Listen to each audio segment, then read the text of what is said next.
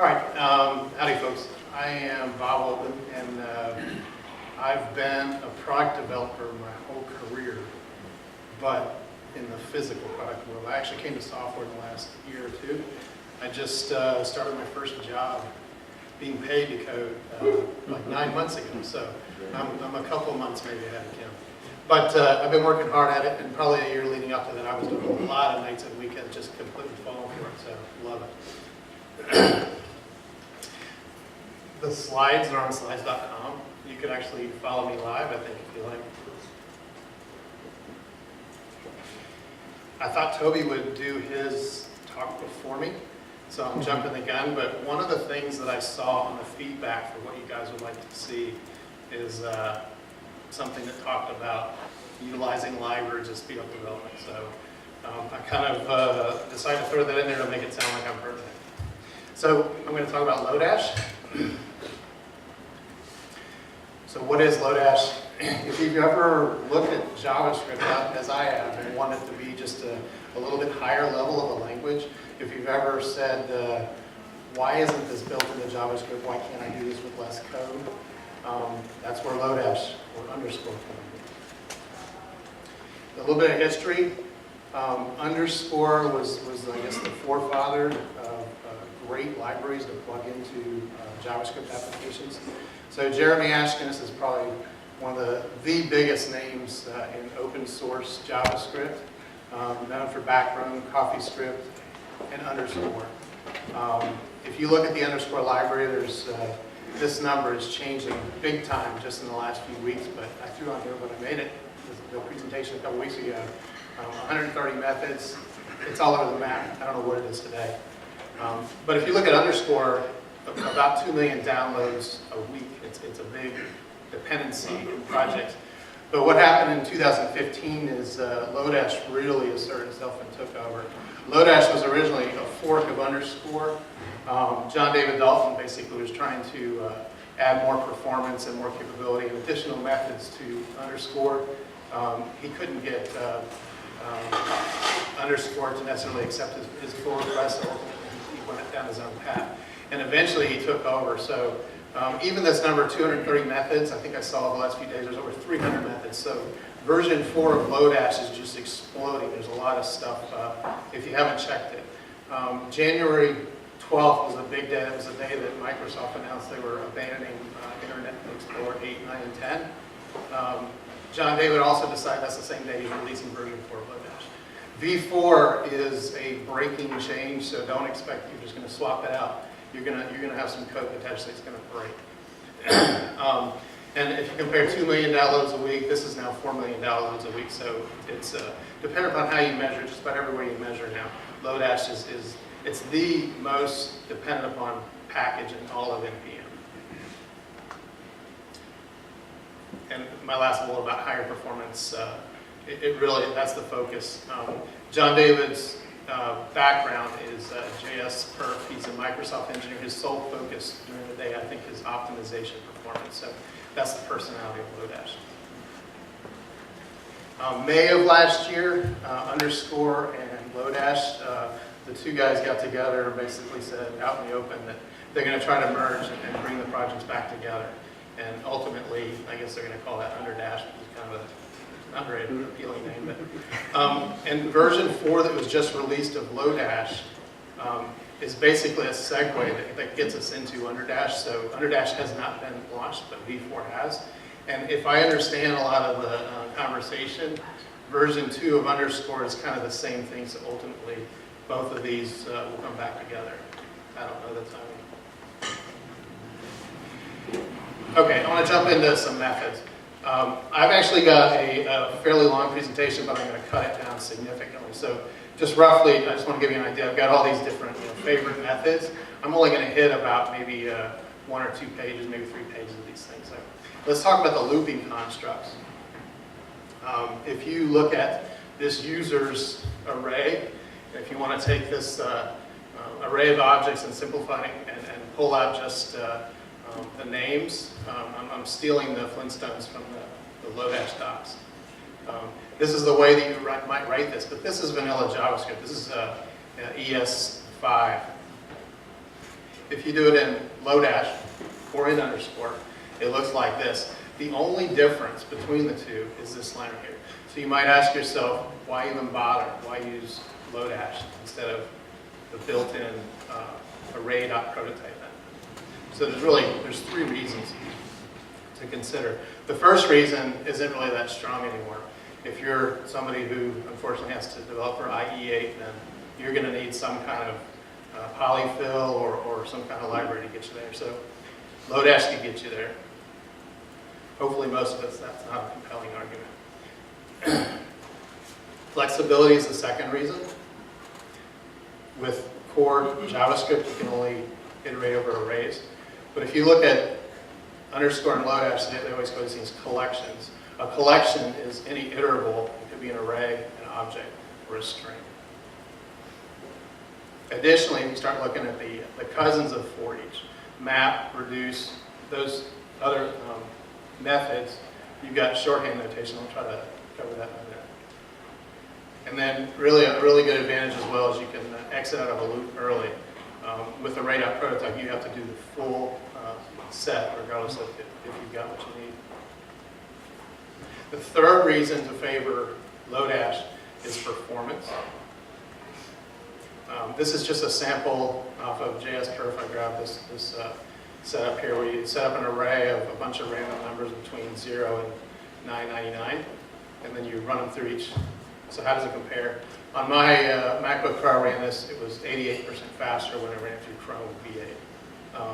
And John David basically says that he optimized this thing. If you look at the code, you can see while loops are actually underneath what's being operated.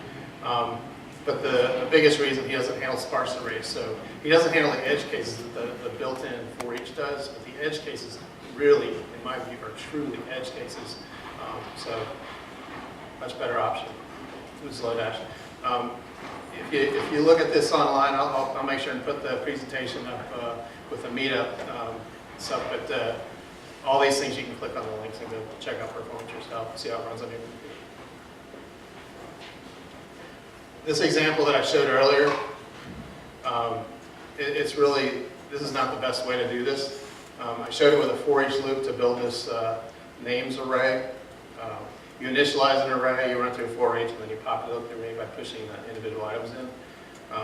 The better pattern, if you see yourself with this pattern in your code, this is where map comes in. You should be writing a map that looks something like this.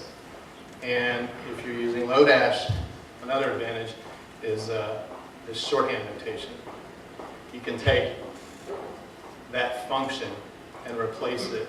If it's this typical type pattern, you can just simply do the bottom line. So that line is much shorter than in the middle here, the for each. And anybody that has loved the pluck method, in V4 it's gone. It's just simply a find and replace. Just replace it with the word map instead of pluck. The shorthand notation has gotten to the point where map is the exact same thing as pluck.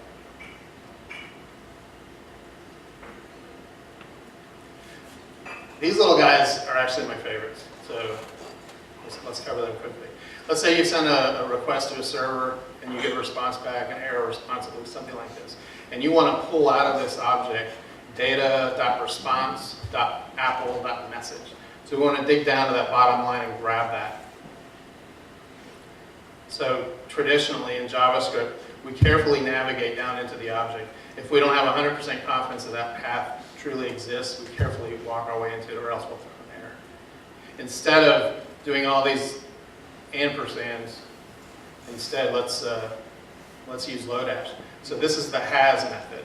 So underscore.has, the first property, the first parameter you send into the has method is data. That's an object that you are confident that exists. Anything that you're not confident that exists in the path, it's a little bit of a strange notation to look at first if you haven't used this, but you put it inside of a string. So data.response.apple.message is what's inside there. But if you're simply assigning it to a value, let's go one step farther. Let's use the get method.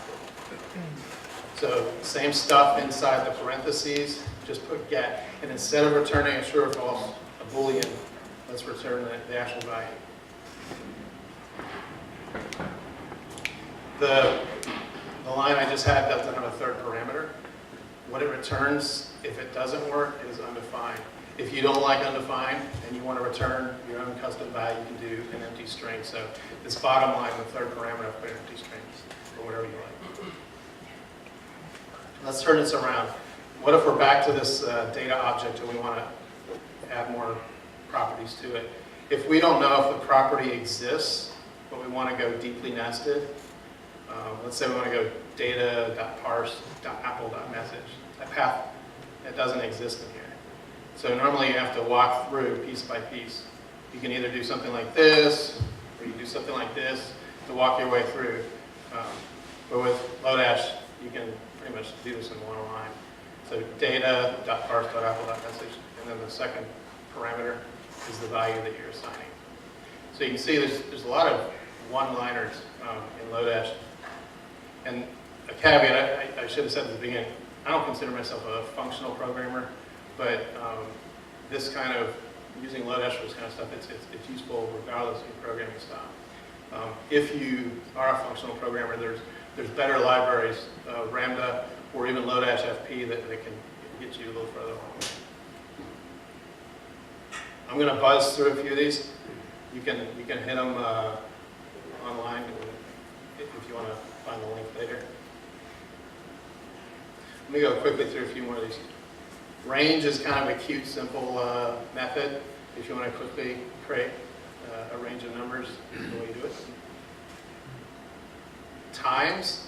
I was writing some E code recently, and I wanted to go through a counter widget and click the forward button 6 times so I could go forward 6 months. Instead of creating a for loop, maybe do something like this. It's more declarative. You go through 6 times, run this function, just click the button 6 times. Count by. If I'm looking at an array and I just want to count the number of items, well, I could just simply do the dot length built-in property. Or if I want to get more specific and say, well, count by within that array, I want to find out just within the category properties, how many are mothers. You can get more specific, so count by method is really pretty useful and simple. Sort by. Sorting, array.prototype.sort, to me is, I've never written in C, but it must be like writing in C. It doesn't feel normal and high level to me. Sort by in Lodash kind of solves all that for me, makes things simple. So I just tell which property to sort by. And ultimately, this last one, if I don't want to return objects, I can strip it down. I can start wrapping one Lodash method on another method. And you can imagine there could be a place where you start wrapping more and more. This is just 2 Lodash functions, one being wrapped around the other. But if you had 3 or 4, it gets kind of messy because you got to work your way from the inside out. So let's talk about, this is my last page basically, let's talk about wrapping versus chaining. So if I'm trying to wrap and I want to pull out of this group, who's the youngest adult male? Well, I've got to do a few things. Let's work our way from the inside out. I want to start by filtering out the males, and there's some shorthand notation in there. Then I want to go filter out the adults, and there's presumably a little filter adult function out here that I'm referencing. Then I want to sort by age. Then I want to grab the first, and then let's pull out just the name property. And then finally we get Barney as a string. So yeah, that works. It's really a pain to read. And maybe if I wasn't presenting, I'd have this all in one line to make it a little bit easier to read. It's still pretty challenging. So method chaining. If I want to do the same thing, it looks more jQuery-esque. And I go in order. I go from left to right, or in this case from top to bottom. And the notation's a little bit different. I'm only using 1 underscore. I'm wrapping the actual initial array. And once I do that, that creates a Lodash wrapper object. And then you can start attaching the Lodash methods without the underscore, basically. And most of your, I think all of your collection methods and a few others will work this way. So I'm filtering by males, and I'm filtering by adults. I'm sorting by age, grabbing the first, and I'm pulling the name off of it. So readability is greatly improved when you use chaining instead of wrapping, but potentially the biggest gain is in performance, because when you set your methods up like this, you actually, Lodash will do lazy evaluation. So it reads the whole thing before it even starts looping. And I'm going to try to, I'll say it in my own basic words. It looks at the two filter loops, and it will combine them together in one loop. If you have 1,000 users, normally you would loop 1,000 times in the first line. You'd loop 1,000 times in the second line. You'd loop I don't know how many times on that sorting line, right? And then you're fine like that. But with lazy evaluation, which is, it's there for free if you use a method chain, it takes any loops that it can combine and will combine them. So the first two will be pushed into one. This isn't even the best example. If you're not sorting, you'll certainly get huge improvements. If you use the take method, if there's just a small piece of this that you want, your performance gains will be massive. So I'm linking to an article in this presentation. This guy, Philippe Zawada, he's one of the contributors of Lodash. He's the one about a year ago that put all this lazy evaluation method chaining capability into Lodash. He's got a great article with little visuals, animations. You can see how things speed up. It's really kind of cool. All right, so quick summary. I love Lodash. I've been messing with it now for several months. The map and the filter function, get comfortable with those. As and get, that second slide I went through, those are just great to throw over your code to tighten things up. And then ultimately, method chaining is just, it's awesome. A couple quick tips. If you're wanting to dig deeper into Lodash, just go grab the docs regularly.